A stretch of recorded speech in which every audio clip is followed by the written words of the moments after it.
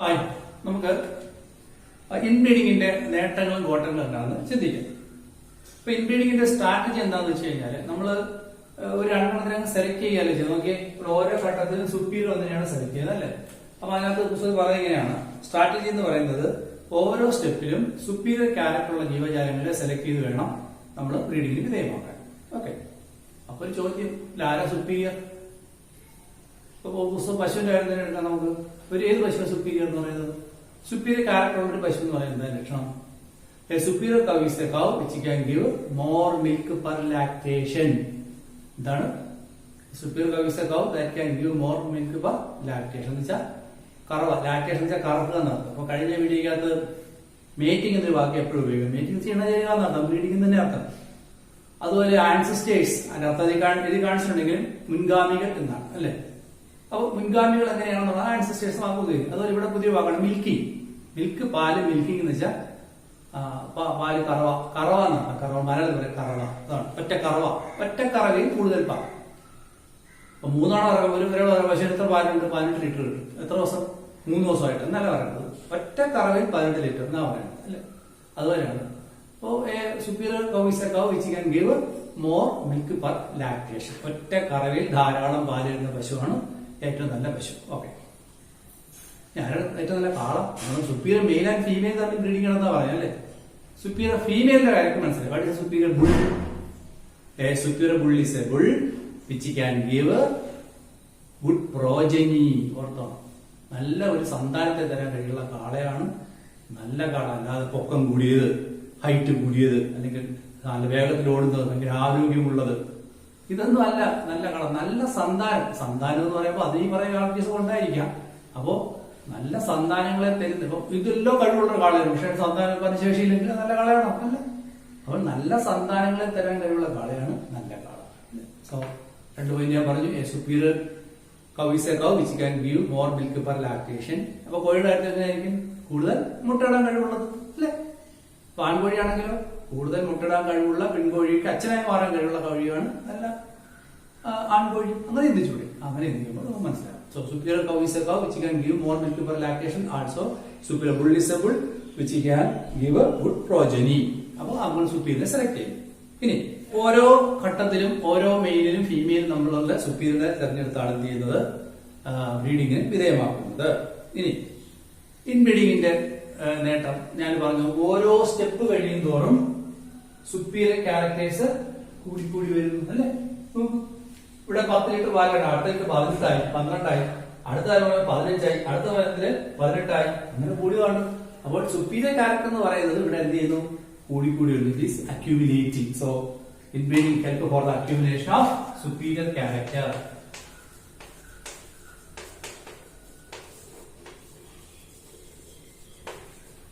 Superior characters കൂടിക്കൂടി വരുന്നു എന്ന് നമുക്ക് പറയാം. നല്ല ഗുണങ്ങൾ കൂടിക്കൂടി വരുന്നു. പാല് തരിക എന്നുള്ളതാണ് പശുവിന്റെ സുപ്പീരിയർ ക്യാരക്ടർ. അത് കൂടിക്കൂടി വരുന്നു. So that's one of the important aspect of this one. Then inbreeding increases homozygosity. Inbreeding increases homozygosity. ഇവിടെ എന്താ സംഭവിച്ചത് നമുക്ക് നോക്കാം. എഴുതാം. It increases homozygosity. എന്താണ് ഹോമോസൈഗസ് കണ്ടീഷൻ എന്ന് ചോദിച്ചാൽ? ടാൾ എന്നത് ഇങ്ങനെ എഴുതാം, ടാളാണ് ഇങ്ങനെ എഴുതാം. ഇതാണ് ഹോമോസൈഗസ് കണ്ടീഷൻ. ഇതോ ഹെട്രോസൈഗസ് കണ്ടീഷൻ അല്ലേ. ഇത് ടാൾ ശരിയാണ്, ഇത് ടാളാണ്. പക്ഷെ ഇത് ഹോമോസൈഗസ് ടാൾ, ഇത് ഹെട്രോസൈഗസ് ടാൾ. അപ്പൊ ഈ ഹോമോസൈഗോസിറ്റി കൂട്ടി എടുക്കുകയാണ് നമ്മൾ ചെയ്യുന്നത്. നമുക്ക് നോക്കാം എങ്ങനെയാണ്. ഇപ്പൊ ഒരു പശു, ഒരു കാള. ഈ പശുവിന്റെ പാൽപാലന ശേഷിയുടെ ജീൻ ക്യാപിറ്റൽ എമ്മും സ്മാൾ എമ്മും പറയാം. സ്മാൾ എമ്മും ക്യാപിറ്റൽ എമ്മുമാണ്. നമ്മൾ എന്ത് ചെയ്യുന്നു? ഇത് ക്യാപിറ്റൽ എം എന്ന് പറയുന്നത് 10 ലിറ്റർ പാലിനെ നിയന്ത്രിക്കുന്നു. സ്മാൾ എം എന്ന് പറയുന്നത് 5 ലിറ്റർ പാലിനെ നിയന്ത്രിക്കുകയാണെങ്കിൽ നിങ്ങൾ പഠിച്ചവരല്ല. ഇവിടെ ക്യുമുലേറ്റീവ് ഇൻഹെറിറ്റൻസ് എന്ന സ്വഭാവം പശുവിന്റെ പാൽപാലന ശേഷിയിലുണ്ട്. നിങ്ങൾ പഠിച്ചവരല്ല. ഇവിടെ നേരത്തെ നമ്മൾ പഠിച്ച ക്യാപിറ്റൽ ടി ഒരു ക്യാപിറ്റൽ ടി എങ്കിലും ഉണ്ടെങ്കിൽ ടാളായിരിക്കും അല്ലേ. പക്ഷെ ഇവിടെ അങ്ങനെയല്ല. 2 ജീകളുടെ ക്യുമുലേറ്റീവ് ഇൻഹെറിറ്റൻസ് ആണ്. നിങ്ങളത് 4 മണി ചെടിയിൽ പഠിച്ചിട്ടുണ്ടോ? വെള്ള 4 മണി ചെടി, ചുവന്ന 4 മണി ചെടി നമ്മൾ ക്രോസ് ചെയ്യുമ്പോൾ 1ാം തലമുറയിൽ പിങ്ക് കിട്ടും. എന്താ പിങ്ക്? അത് രണ്ടിന്റെ കമ്പൈൻ ചെയ്ത് തരുന്നുണ്ട്. നമ്മൾ ക്യുമുലേറ്റീവ് ഇൻഹെറിറ്റൻസ് അഥവാ കോംപ്ലിമെന്ററി ഇന്ററാക്ഷൻ എന്നൊക്കെ പഠിക്കും. ഇവിടെ പശുവിന്റെ പാൽപ്പാലം എടുത്ത് കോംപ്ലിമെന്ററി ഇന്ററാക്ഷൻ. അങ്ങനെയാണെങ്കിൽ ഈ പശു എത്ര ലിറ്റർ പാല് തരും? എത്ര തരും? 15 ലിറ്റർ പാല് തരും അല്ലേ? ശരിയല്ലേ? ഈ കാളയുടെയും പാലിന്റെ ഉത്പാദന ജീൻ ഇങ്ങനെയാണെന്ന് വെച്ചോളൂ. കാളയും പാൽപ്പാലം ജീനുണ്ടോ? ഉണ്ട്. പക്ഷെ അത് വർക്ക് ചെയ്യില്ല. കാരണം മാമലി പ്ലാന്റ് ഇല്ലാത്തതുകൊണ്ട്. ബട്ട് ജീൻസ് അല്ലേ? നോർത്തോക്കെ വിദേശ ഇനത്തിലെ കാളകളുടെ ബീജം കൊണ്ട് നാടൻ പശുവിന് കുത്തിവെച്ചാണ് ഹൈബ്രിഡ് ഉണ്ടാക്കിയെടുക്കുന്നത്. വിദേശ ഇനത്തിലെ കാളകളുടെ ബീജത്തിനകത്ത് എന്തുണ്ട്? പാൽ ഉത്പാദിപ്പിക്കാൻ കഴിവുള്ള ജീനുകളുണ്ട് എന്നർത്ഥം. അപ്പൊ ഇതിനകത്ത് ഇങ്ങനെയാണ്. എന്നിട്ട് നമ്മൾ മേറ്റിംഗ് നടത്തുക. ഇതിന്റെ ഗാമേറ്റിംഗ് ക്യാപിറ്റൽ സ്മാൾ. അപ്പോ ഇത് തന്നെ ഗാമേറ്റുകളാണ്. ഇത് ചേർന്നൊരു പശു ഉണ്ടാവുന്നു. എത്ര പാല് കിട്ടും? 20 കിട്ടും. ഇത് ചേർന്നാണ് ഒരു പശു ഉണ്ടാകുന്നതിലോ 15 കിട്ടും. ഇതുവാണെങ്കിൽ 15 കിട്ടും. ഇതാണെങ്കിൽ 10 കിട്ടും അല്ലെ? അപ്പൊ നമ്മൾ ഏതെടുക്കും? ഇതെടുക്കും. ഇതെങ്ങനെയാണ്? ക്യാപിറ്റൽ. പിന്നെ എല്ലാ തലമുറയും നമ്മൾ ഇത്ര എല്ലാം എടുക്കത്തുള്ളൂ. അതിൽ തന്നെ കൂടുതലുള്ളവരെ എടുക്കും. ഇതിൽ തന്നെ ചിലപ്പോൾ 10, 20 21 കാണിക്കും. അതിനെടുക്കും. അങ്ങനെ ഓരോ തലമുറ കൂടി വരുന്നു. ഹോമോസൈഗോസിറ്റി കൂടി വരുന്നു. So inbreeding help for the accumulation of superior character, also it increases homozygosity. മനസ്സിലായല്ലോ? അടുത്തത് 3. To help for the making of pure line in animals.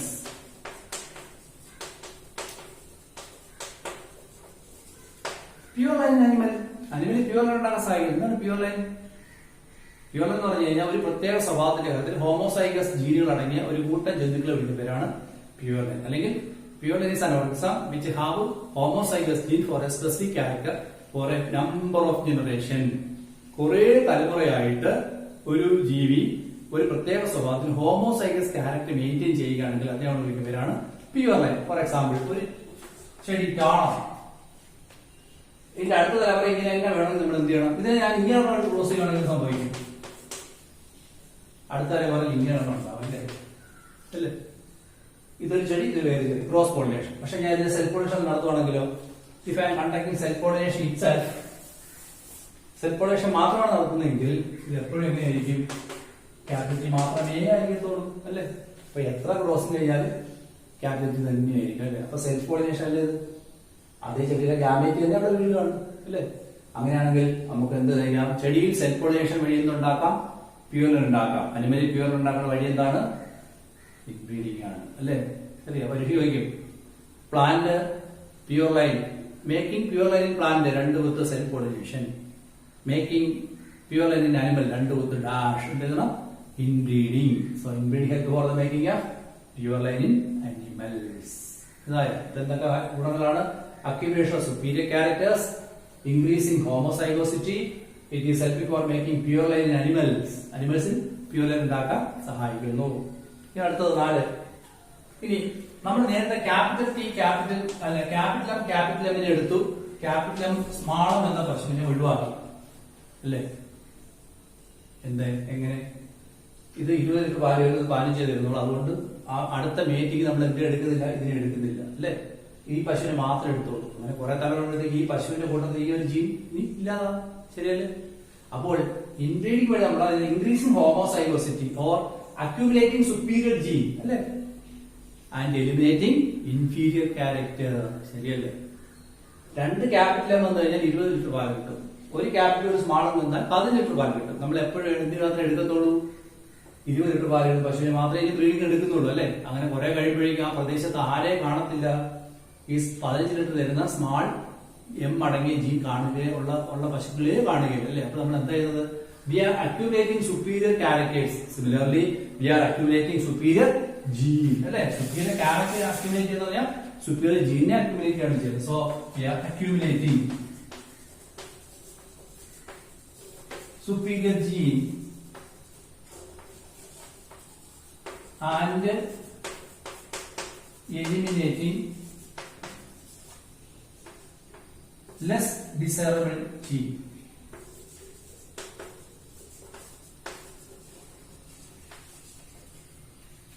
Less desirable genes.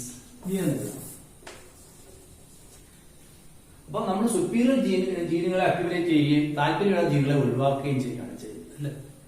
മനസ്സിലായി? ഇതെല്ലാം പോയി പഠിച്ചു. What are the advance of inbreeding? ഇത് accumulation of superior character, increasing homozygosity. It helps for making pure line in animals. Also, we are accumulating superior gene and eliminating less desirable genes. ഈ ഒന്നും കൂടെ ഉണ്ട് 5. Inbreeding വഴി നമുക്ക് ഈ ഒരു പോപ്പുലേഷനകത്ത് എന്തെങ്കിലും രോഗമുണ്ടെങ്കിൽ അതിനെ കണ്ടുപിടിച്ച് ഒഴിവാക്കാൻ കഴിയും. നമുക്കറിയാം പല ജനറ്റിക് ഡിസീസസ് ഉണ്ടല്ലേ. ജനറ്റിക് ഡിസീസ് ഓരോരുത്തരുടെ പേര് പറയും. Sickle cell anaemia, phenyl ketonuria, പിന്നെ മുറിവുണ്ടായി കഴിഞ്ഞാൽ രക്തം നിൽക്കാത്ത ആ ഒരു രോഗം എന്തായാലും പേര് ഹീമോഫീലിയ അല്ലേ. ഇതെല്ലാം ഉണ്ടാവും. ഹീമോഫീലിയ, സിക്കിൾ സെൽ അനീമിയ, അതുപോലെ തന്നെ ഫിനൈൽ കീറ്റോന്യൂറിയ, ഇങ്ങനെയുള്ള രോഗങ്ങളുണ്ട്. അപ്പൊ ഹീമോഫീലിയ തന്നെ എടുക്കാം. എന്താണ്? മുറിവുണ്ടായി കഴിഞ്ഞാൽ രക്തം വാർന്നുണ്ടാവും. ഹീമോഫീലിയയുടെ ജനത നിങ്ങൾ പഠിച്ചിട്ടുണ്ടോ? ഞാൻ പറയാം. Capital H, capital H, capital H, small H, small H, small H. ഇതിൽ ആരാ രോഗി? ഇയാൾ നോർമൽ ആണ്, ഇയാൾ കാരിയർ ആണ്, ഇയാളാണ് രോഗി. അപ്പോൾ നമ്മൾ മനസ്സിലാക്കണം, നമ്മുടെ ശരീരത്തിൽ ഏതെങ്കിലും ഒരു ജനിതകമായ രോഗങ്ങളോ ലീതൽ ജീനോ ഉണ്ടെങ്കിൽ, ലീതൽ എന്ന് വെച്ചാൽ അപകടകാരിയായ ജീൻ ഉണ്ടെങ്കിൽ അതെപ്പോഴും ആരായിരിക്കും? റിസസീവ് ആയിരിക്കും. ഹ്യൂമൻ പോപ്പുലേഷൻ അതോ ജന്തുക്കൾക്കകത്തോ ഏതെങ്കിലും തകരാറുണ്ടാക്കുന്ന ജനിതക രോഗം ഉണ്ടെങ്കിൽ അതിന് കാരണമായ ജീൻ എപ്പോഴും റിസസീവ് ആയിരിക്കും. അപ്പൊ ഈ ജീൻ നോർമലാണ്, ഇയാൾ കാരിയർ ആണ്, ഇയാൾ റിസസീവ് ആണ് അല്ലെ. ഇനി നമ്മൾ ഈ ചെയ്യുന്ന കാര്യം നോർത്ത് നോക്കിയേ. ഇത് വായിക്കാണ്. നമ്മൾ ഒരു പശുവിനെ എടുക്കും. ക്യാപിറ്റൽ പശുവിനകത്ത് ഇതുപോലെ ഒരു മാരകമായ രോഗത്തിന്റെ ഒരു ജീൻ ഉണ്ടെന്ന് വെച്ചോളൂ. ആ രോഗത്തിന്റെ ജീൻ എന്ന് പറയുന്നത് ഇപ്പം ഡിസീസ് നടത്തുന്ന ഞാൻ ഇങ്ങനെ ഇടുകയാണ്. ഡി കാളയും ഡി ആണ്. ഓക്കെ, ഇതാരാണ്? Carrier. ഇയാളാരാണ്?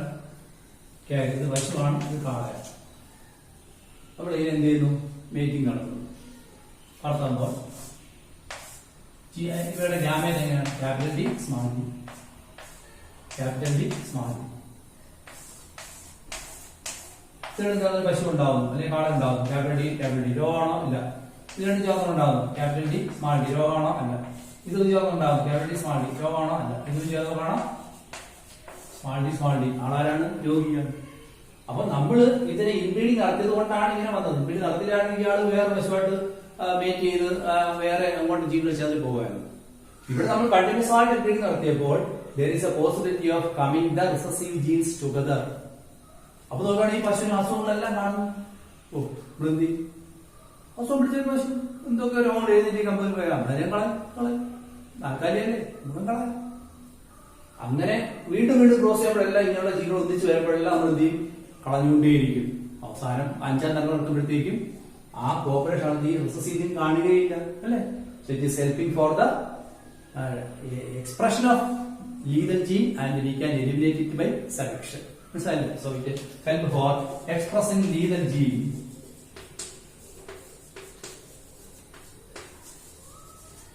and can be eliminated by selection. Can be eliminated by selection. ഇത് നിങ്ങൾക്ക് വേറെ ഒരു ഇതിൽ പറയാം. നമുക്ക് മനുഷ്യന്റെ കാര്യത്തിൽ ഇങ്ങനെയുണ്ട് കേട്ടോ.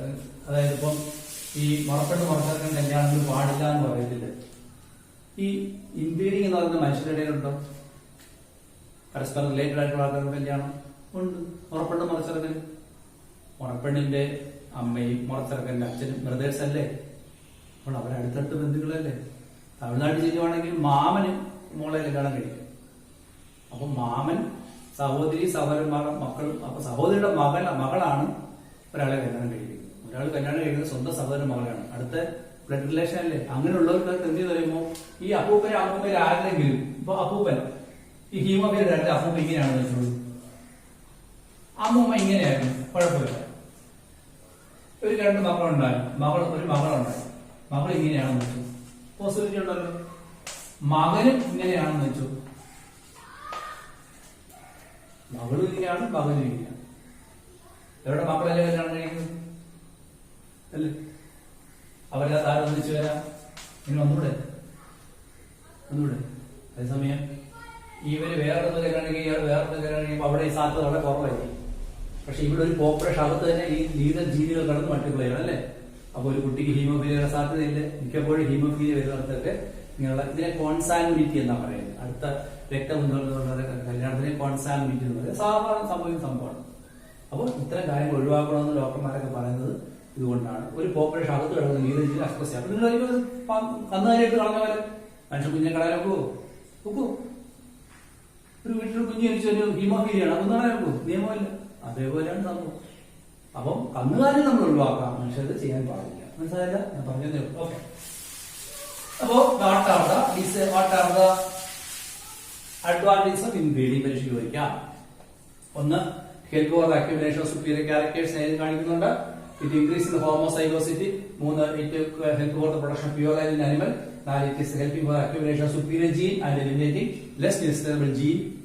Also expressing lethal genes if any. Lethal എന്ന് വെച്ചാൽ അപകടകാരിയായ രോഗകാരിയായ and can be eliminated by selection. അപ്പോ നമ്മൾ നോക്കുമ്പോഴത്തേക്ക് ഇൻബ്രീഡിംഗ് കൊള്ളാം അല്ലേ, നല്ല കാര്യമല്ലേ, ഇൻബ്രീഡിംഗ് നല്ലതാണ് അല്ലേ. അങ്ങനെ വിചാരിച്ചുകൊണ്ട് ആൾക്കാർ എന്ത് പറയുമോ, ആ ഇൻബ്രീഡിംഗ് എല്ലാം അങ്ങനെ നടത്തി ഒരു 10-15 തലമുറ കഴിയുമ്പോഴത്തേക്ക് പെട്ടെന്ന് ഇൻബ്രീഡിംഗിന്റെ ഒരു പ്രോജനിക്കകത്ത് മിൽക്ക് പ്രൊഡക്ഷൻ, ആൾസോ റീപ്രൊഡക്റ്റീവിലിറ്റി ഇത് രണ്ടും കുറഞ്ഞു വരുന്നതാണ്. അപ്പൊ എന്താ പറയുന്നത്, by continuous inbreeding or close inbreeding. Close എന്ന് വെച്ചാൽ തുടർച്ചയായി ചെയ്യുക, കണ്ടിന്യൂസ് പറഞ്ഞാൽ തുടർച്ചയായി ചെയ്യുക. Productivity and reproductivity seem to be decreasing. അപ്പൊ ഇൻബ്രീഡിംഗ് കൊള്ളാന്ന് പറയുന്നത് ചെയ്തുകൊണ്ടിരിക്കുകയാണെങ്കിൽ ഒരു 10-20 തലമുറ എടുക്കുമ്പോഴത്തേക്ക് അതിന്റെ പ്രൊഡക്ടിവിറ്റിയും മിൽക്ക് ഈൽഡിംഗ് കപ്പാസിറ്റിയും കുറഞ്ഞു വരുന്നതാണ്. അതിനെ വിളിക്കുകയാണ് inbreeding depression. That method is called inbreeding depression. ചോദിക്കാം, what is inbreeding depression?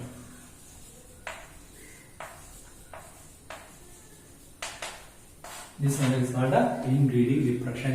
That inbreeding depression, by continuous inbreeding or close inbreeding, productivity and reproductivity is seen to be decreasing. Milk yielding capacity and reproductivity seem to be decreasing, and that is called inbreeding depression.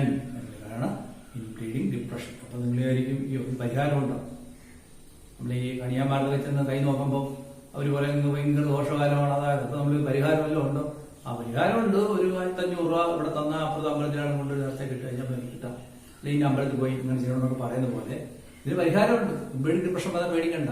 എന്ത് ചെയ്താൽ അറിയാമോ, inbreeding depression ഈ പശുവ കാണിക്കുന്ന വെച്ചോളൂ, ഇതിന് അതേപോലെയുള്ള അതേ ബ്രീഡിൽപ്പെട്ടത് എന്നാൽ യാതൊരു ബന്ധവുമില്ലാത്ത ഒരു കാളയുമായിട്ട് നിലനിർത്താൻ മതി. ആ ഇൻബ്രീഡിംഗ് ഡിപ്രഷൻ പോയിട്ട് പഴയ സംബന്ധിച്ചു. So what is the solution? The inbred progeny must be mated with a superior organism which is belong to the same breed but not at all related with this one. ഇതുമായിട്ട് ബന്ധമില്ലാത്ത അതേ ബ്രീഡിൽ പെട്ട ഒരെണ്ണം. അത് ഏതാണ്? അത് നമ്മൾ നേരത്തെ പഠിച്ചത്. ആ ക്രോസിന്റെ പേരെന്താണ്? It's called out crossing.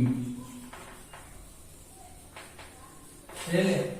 ഒരു ഔട്ട് ക്രോസിംഗ് നടത്തിയാൽ മതി. ഇപ്പം ഒരാൾ പറയാണ്ട് ഞാൻ ഒരു പശുവിനെയും കാളയും വാങ്ങിച്ചു, അതിന്റെ സന്താനങ്ങൾ ഇണയത്തെ നേരത്തെ ഞാൻ 29 തലമുറയാക്കി, അപ്പോഴത്തേക്ക് ധാരാളം പാല് കിട്ടിക്കൊണ്ടിരുന്നു. ഇപ്പൊ പെട്ടെന്ന് പാലുൽപാദന ശേഷിയും കുറഞ്ഞു. നിങ്ങൾ എന്ത് പറയണം? അമ്മാവ് അത് ഇൻബ്രീഡിംഗ് ഡിപ്രഷൻ. അമ്മാവൻ ചെയ്തത് ഇൻബ്രീഡിംഗ് ആയിരുന്നു, ഇപ്പൊ കാണുന്ന പ്രക്രിയ ഇൻബ്രീഡിംഗ് ഡിപ്രഷൻ ആണ്. ഇതെന്താ പരിഹാരം?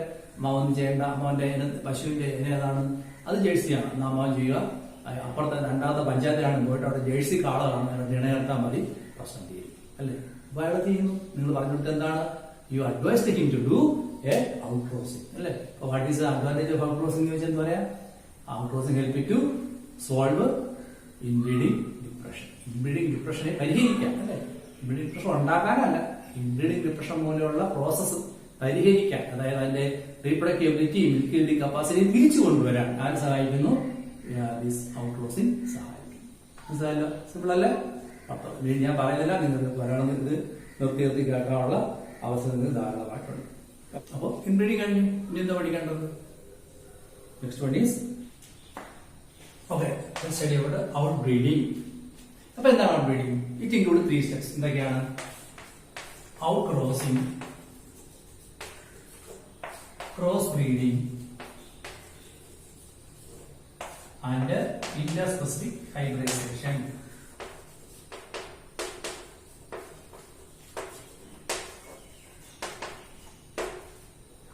Outcrossing, crossbreeding and interspecific hybridization. അപ്പോൾ നിങ്ങൾക്ക് ഔട്ട്ബ്രീഡിംഗ് എന്താണെന്ന് വെച്ചാൽ നിങ്ങൾക്ക് 3 എഴുതാം.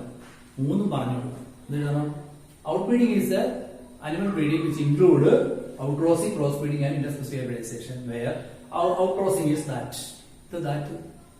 it's a mating between unrelated male and female belonging to same breed, and outbreeding is, crossbreeding is that It is a mating between superior male and female belonging to different breed, and the progeny is a hybrid called crossbred.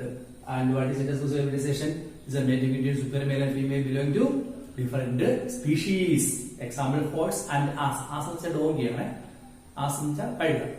And the progeny will be a mule. Mule is a hybrid. അപ്പോൾ നമ്മൾ ആദ്യം out crossing എന്താണ്? ഇവിടെ പക്ഷെ പറഞ്ഞല്ലോ, ഇത് mating between unrelated male and female belong to same breed അല്ലേ, is called out crossing. ഇനി എന്താണ് ഇതിന്റെ ഉപയോഗം? ഇവയ്ക്ക് കോമൺ ആൻസിസ്റ്റർ പാടില്ല. ഒരു 4-5 തലമുറയ്ക്ക് മുമ്പ് അങ്ങനെ നമ്മൾ നോക്കേണ്ട കാര്യമില്ല. വ്യക്തമായിട്ട് 4-5 തലമുറ മുമ്പ് വരെ യാതൊരു കോമൺ ആൻസിസ്റ്റർ ഇല്ലെങ്കിൽ നമുക്ക് അതിലോട്ട് മീറ്റ് ചെയ്യാം. Then this method is helping to increase productivity, milk yielding productivity in low milk and milk yielding animals. അതോർക്കണം. നേരത്തെ പറഞ്ഞതിന്റെ ഗുണം എന്ത്? It help to overcome inbreeding depression. ഒരു യൂസ് ആണല്ലോ, യൂസ് ഔട്ട് ബ്രീഡിങ്ങിന്റെ യൂസ് ഉള്ളതാണ്. ഒന്ന്, help you to overcome inbreeding depression.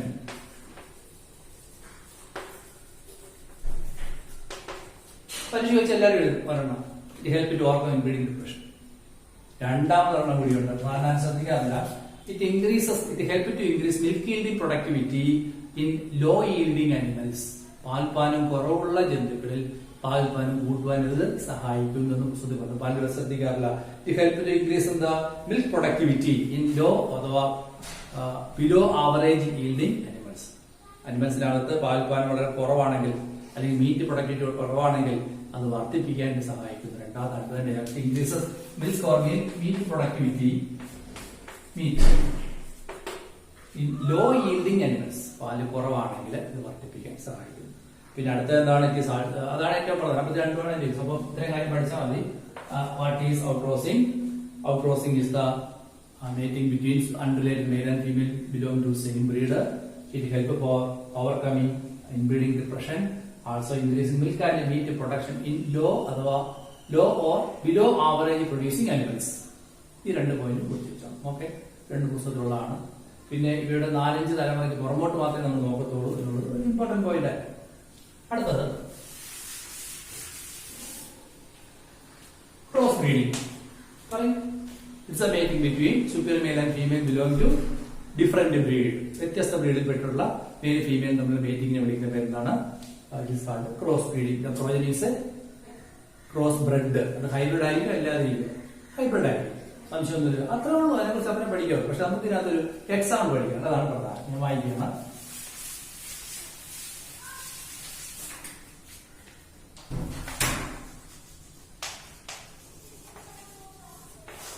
അതായത് പഞ്ചാബില് ഒരു ക്രോസ് ബ്രീഡിംഗ് നടത്തി. അതായത് ബിക്കിനേരി ഈവ്സ്, മാറിനോ റാംസ്, ഇതെല്ലാം തന്നെ ഷീപ്പാണ്. To sheep in Punjab. പഞ്ചാബിലുള്ള 2 തരം ചെമ്മരിയാടുകളാണ് ഈ ബിക്കിനേരി ഈവ്സ്, മാറിനോ റാംസ്. പഠനം ചോദിക്കാണ്.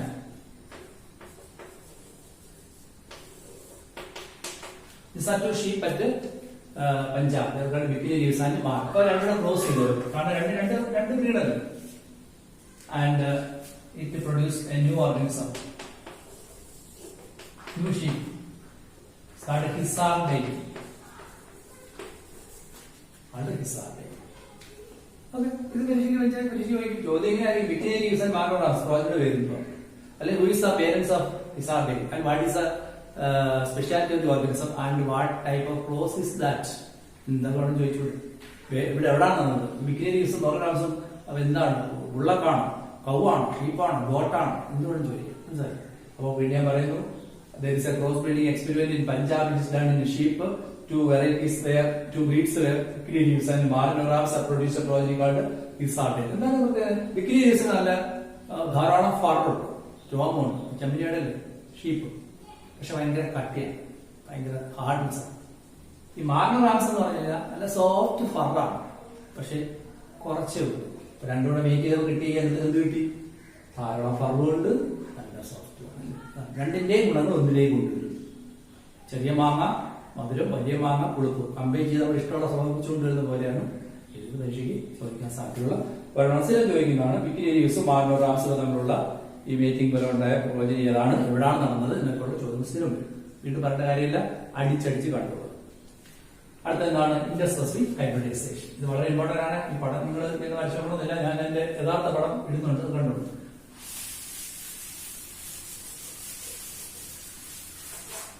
Interspecies hybridization.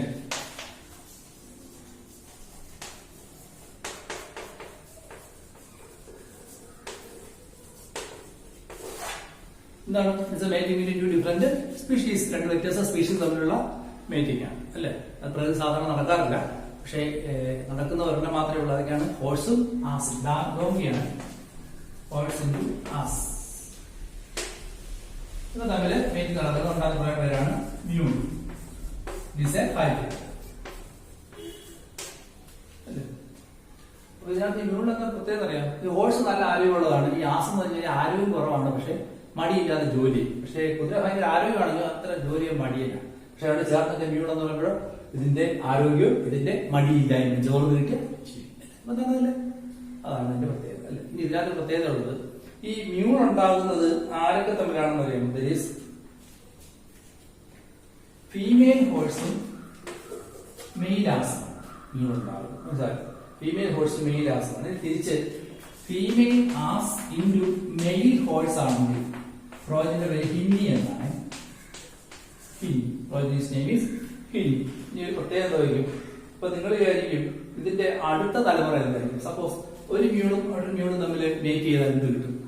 ഒരു മ്യൂളും ഹിന്നി തമ്മിൽ മേറ്റ് ചെയ്താൽ എന്ത് കിട്ടും? അങ്ങനെ ചിന്തിക്കാറ്. അപ്പൊ ഈ മ്യൂൾ എന്ന് പറഞ്ഞാൽ ഹോഴ്സിന്റെയും ഡോങ്കിയുടെ ഒരു കമ്പൈൻഡ് ക്യാരക്ടറാണ്. അങ്ങനെ രണ്ട് മ്യൂള് തമ്മിൽ ഇടർന്നാൽ എന്ത് കിട്ടും? അല്ലെങ്കിൽ രണ്ട് ഹിന്ദി തമ്മിൽ ഇടർന്നാൽ എന്ത് കിട്ടും? അല്ലെങ്കിൽ ഹിന്ദി മ്യൂള് തമ്മിൽ ഇടർന്നാൽ എന്ത് കിട്ടും? ഇല്ല. ഇവയെല്ലാം എന്താണ്? സ്റ്റെറൈലാണ്.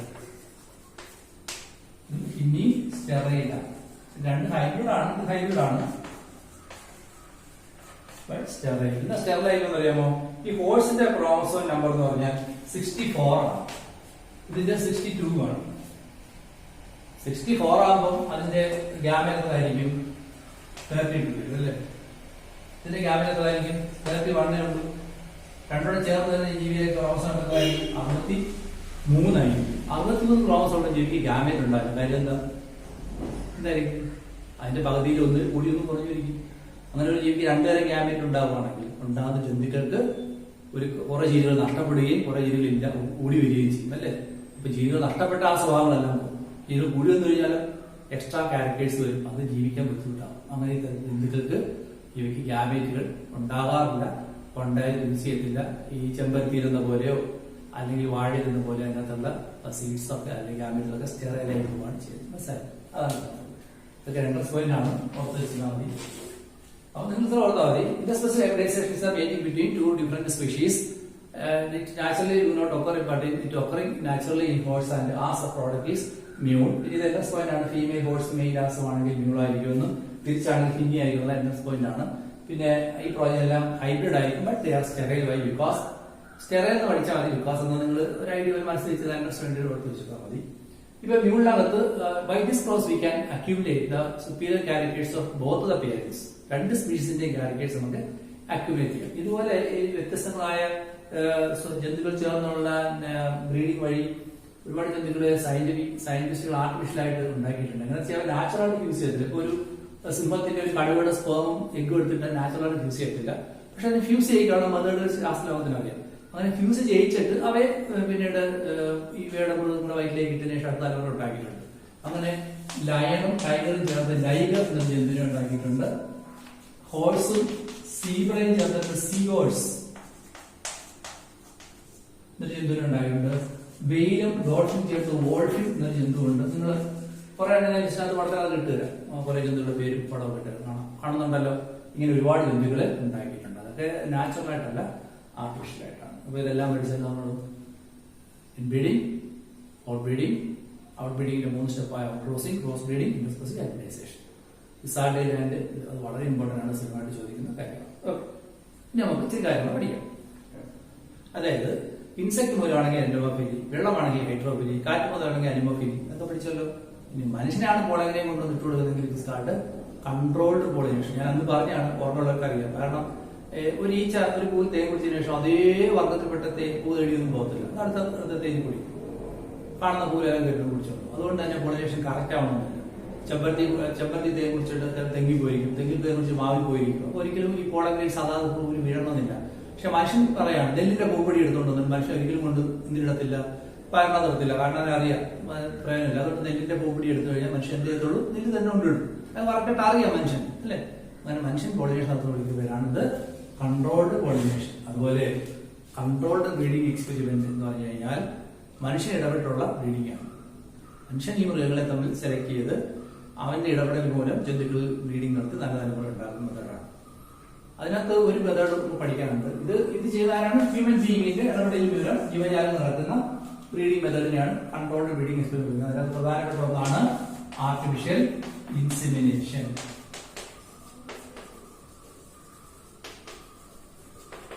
ആർട്ടിഫിഷ്യൽ ഇൻസിമിനേഷൻ ഞാൻ പറഞ്ഞു, പണ്ടൊക്കെ നാട്ടിൻ പുറത്തൊക്കെ പശുക്കളുണ്ടായിരുന്നു. 202 ലിറ്റർ പാല് കിട്ടുന്ന പശുക്കൾ, അല്ലെ? 202 ലിറ്റർ വളരെ കുറവാണ്. വിദേശത്തൊക്കെ ചെന്നപ്പോൾ, മെക്സിക്കോയിലൊക്കെ ചെന്നതിന് 35 ലിറ്റർ പാല് കിട്ടുന്ന പശുക്കൾ അവിടെ ഉണ്ട്. അതിനിവിടെ കൊണ്ടു വളർത്താനൊക്കത്തില്ല. കാരണം ഇവിടുത്തെ കാലാവസ്ഥ ചേരത്തില്ല. ഇവിടെ ഉള്ള പുതിയ ഇവിടെയുള്ള രോഗങ്ങൾ അവയ്ക്ക് പരിചയമില്ല. ഇവിടുത്തെ കാലാവസ്ഥ, ഇവിടുത്തെ ചൂട്, മണ്ണ്, ഇങ്ങനെ ഒരുപാട് കാര്യങ്ങൾ പരിചയമില്ല. തണുപ്പായിരിക്കും അവ ഇഷ്ടപ്പെടുന്നത്. അപ്പൊ എന്ത് ചെയ്യുന്നു, നമ്മൾ എന്ത് ചെയ്യുന്നു, അതിന്റെ ഇതിന്റെയും ഒരു സങ്കര സ്വഭാവം ഉണ്ടാക്കിയെടുക്കാൻ ശ്രമിച്ചുകൊണ്ട് അവിടുത്തെ കാളകളുടെ ബീജങ്ങൾ ഇവിടെ കൊണ്ടുവന്നു, ഇവിടുത്തെ പശുക്കൾ കുത്തിവെച്ചു. അങ്ങനെ സന്താനത്തെ ഉണ്ടാക്കുമ്പോൾ അത് ഇവിടുത്തെ പശുവിന്റെ സ്വഭാവം, അവിടുത്തെ പശുവിന്റെ സ്വഭാവം, കാളയുടെ സ്വഭാവം കൂടെ കമ്പൈൻ ചെയ്ത് വരുമ്പോഴത്തേക്ക് അവയുടെ പ്രൊഡക്ടിവിറ്റി കൂടി വരുന്നതായിട്ട് കണ്ടു. അങ്ങനെയാണ് ഹൈബ്രിഡുകളെ ഉണ്ടായത്. അതാണ് നമ്മൾ സങ്കര ഇനം പശുക്കളെ ഉപയോഗിക്കുന്നത്, അല്ലെ? സങ്കര ഇനങ്ങൾ എന്ന് പറയും. നമ്മുടെ പുസ്തകത്തിനകത്ത് ഒരു കോഴിയുടെയും ഒരു പശുവിന്റെ ഒക്കെ പടം കൊടുത്തിട്ടുണ്ട്. ലെഗ് ഹോൺ എന്ന് പറഞ്ഞ വൈറ്റ് ലെഗ് ഹോൺ എന്നാണ്.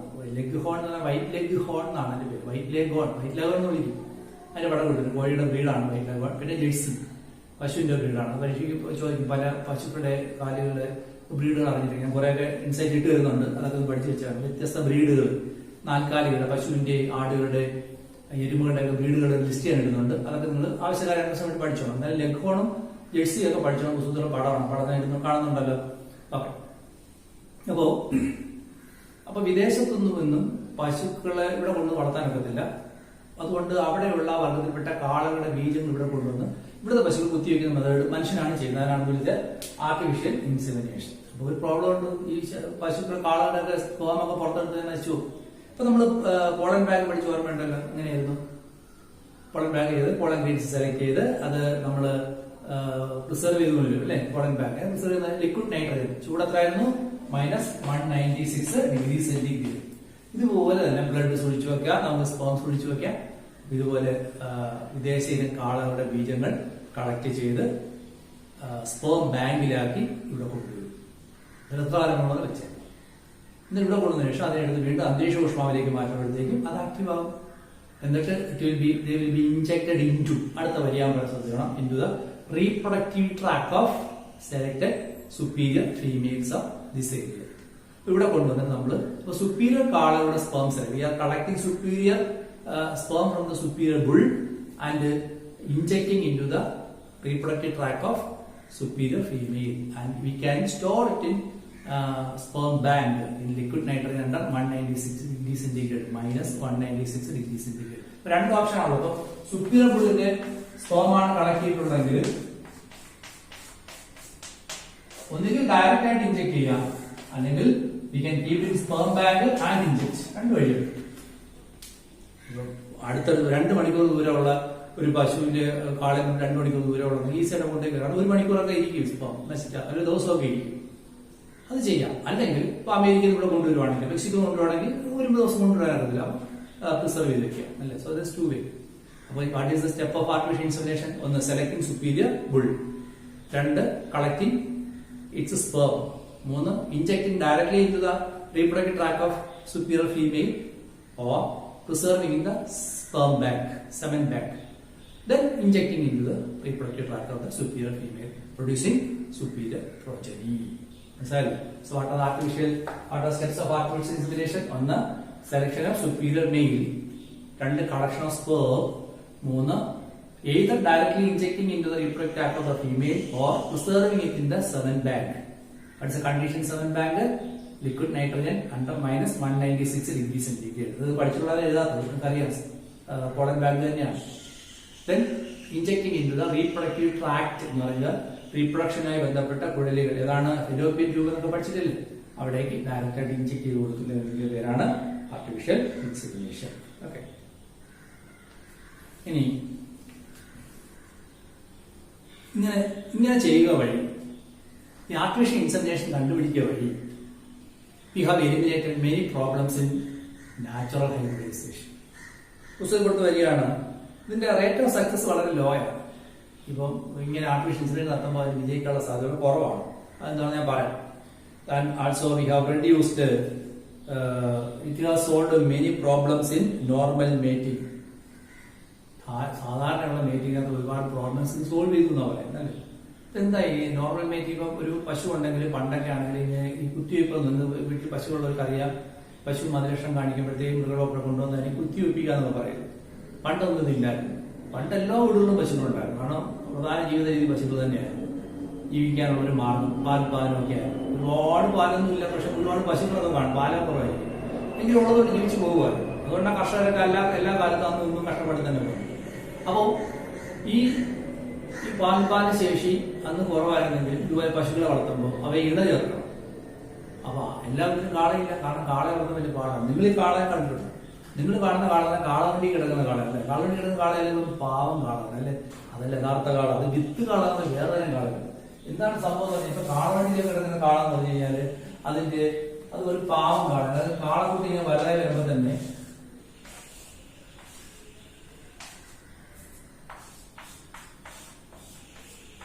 ടെസ്റ്റിക്കിൾസ് ഉണ്ട്. കാളയാണല്ലോ ടെസ്റ്റിക്കിൾസ്, ഈ ഭാഗം ഇതൊരു നാരങ്ങ ഞെക്കി പോലെ ഞെക്കിപ്പിനകത്ത് ക്രഷ് ഔട്ട് ചെയ്ത് കളയും. അതിനെ കാസ്ട്രേഷൻ എന്ന് പറയുന്നത്. കാസ്ട്രേഷൻ ഇപ്പൊ ഈ കാളകളുടെയൊക്കെ ഒരു ഗ്രോത്തിന് കാരണമാകുന്ന ഹോർമോൺ, ഗ്രോത്ത് ഹോർമോൺ എന്ന് പറയുന്നത് ഈ ടെസ്റ്റിക്കിളാണ് ഉണ്ടാകുന്നത്. എല്ലാം ജീവജാലങ്ങൾ അങ്ങനെയുണ്ട്, സെക്സ് ഹോർമോൺസ് ഉണ്ട്. അതാണ് ശരിക്കും വിഗ്രസ് ഗ്രോത്തിന് കാരണമാകുന്നത്. ഇപ്പൊ ഈ സെക്സ് രണ്ടുപേരും ഡിറ്റർമിൻ ചെയ്യും.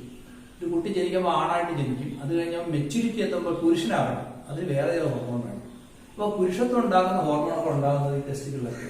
ഈ കാള എങ്ങനെ പുരുഷത്വം ഉണ്ടാകുന്ന സമയപ്പെടുത്തേന് ഈ ടെസ്റ്റുകൾ ഒന്ന് ഞെരിച്ചുടച്ച് കളയും, അവരുടെ ഹോർമോണൊന്നും ഉണ്ടാകത്തില്ല. അതുകൊണ്ട് ഈ കാള പിന്നെ വളർത്തൊന്നുമില്ല, പാവത്തെ പോയി. അത് അത്രയും കാളകളാണ് കാളവണ്ടിയിലും കെട്ടിയ ഉഴുവാനൊക്കെ ഉപയോഗിക്കുക. കണ്ടിട്ടുണ്ടല്ലോ, അതിനൊന്നും എന്ത് എബിലിറ്റി ഇല്ല, റീപ്രൊഡക്റ്റീവ് എബിലിറ്റി ഇല്ല. എന്നാൽ റീപ്രൊഡക്റ്റീവ് എബിലിറ്റി ഉള്ള കാളകളുണ്ട്, വിത്ത് കാളകളൊക്കെ പറയും. അതിന് ഇങ്ങനെ ചെയ്യത്തില്ല. അങ്ങനെ ചെയ്യാതെ കാളെ അറിയാമോ, അതിഭയങ്കര വിഗറസ് ഗ്രോത്ത് ആയിരിക്കും. നിങ്ങൾ കാണാൻ വലിയ പാടായിരിക്കും. ഭയങ്കര കൊമ്പൊക്കെ ഭയങ്കര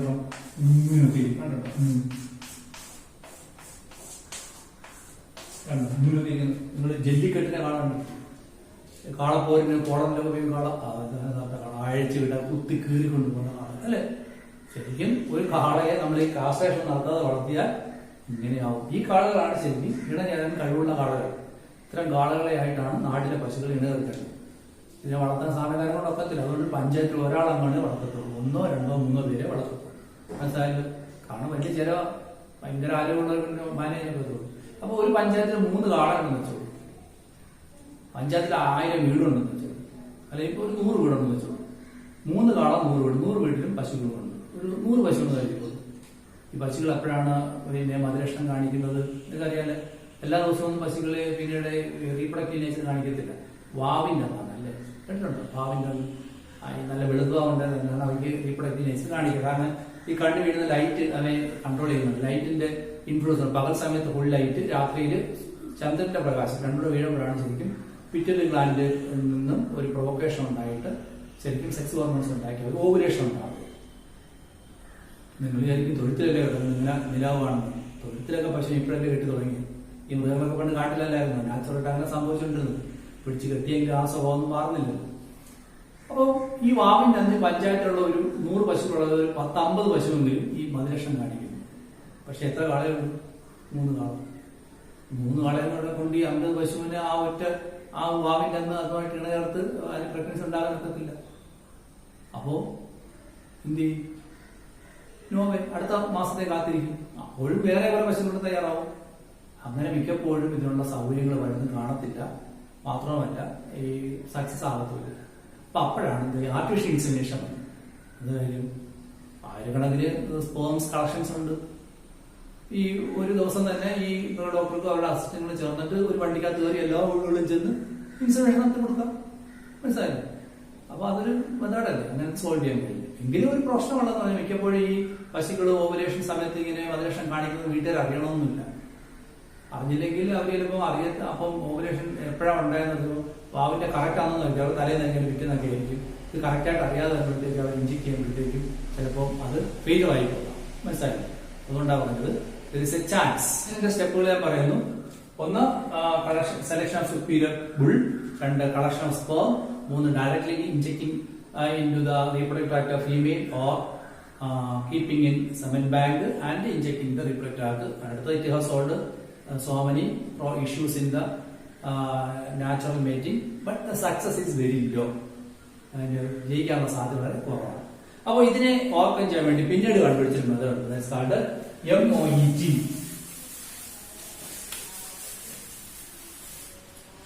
MOET expansion, multiple ovulation,